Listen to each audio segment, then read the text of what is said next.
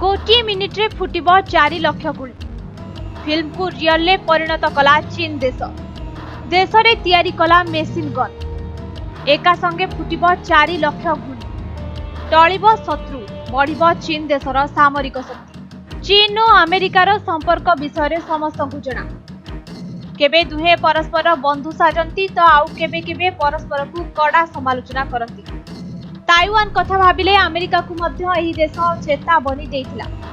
तेबे एही दुई देश सबुबेले निजर सामरिक बल को बढ़ाइबा पई प्रयास करुथांती। जणे अन्यठारु सामरिक क्षेत्र में अधिक बलशाली हेबाकु चाहे। तेबे दुई देश भितरे एही टक्कर अनेक दिन आगरु देखिबाकु मिलुछि। 2006 मसिहार घटना।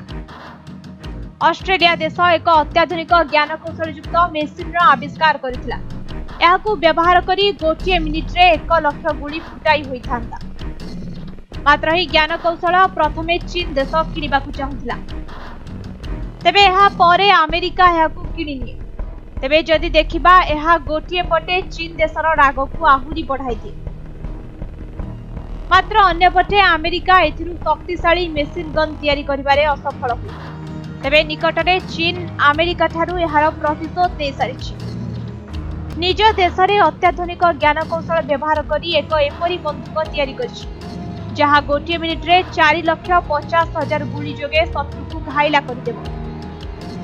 तेबे सबुठारु आश्चर्य कथा एहा हाइपरसोनिक मिसाइल ठारू मध्य आहुरी अधिक शक्तिशाली। हाइपरसोनिक मिसाइल जोगे केही चीन उपरे आक्रमण कले या द्वारा मिसाइल को प्रतिरोध करा जाय परिबो।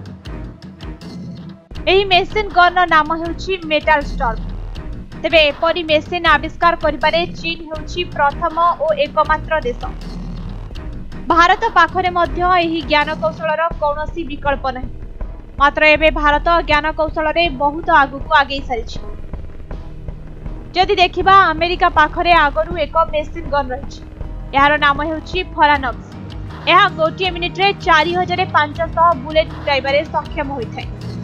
ब्यूरो रिपोर्ट समय लाइव।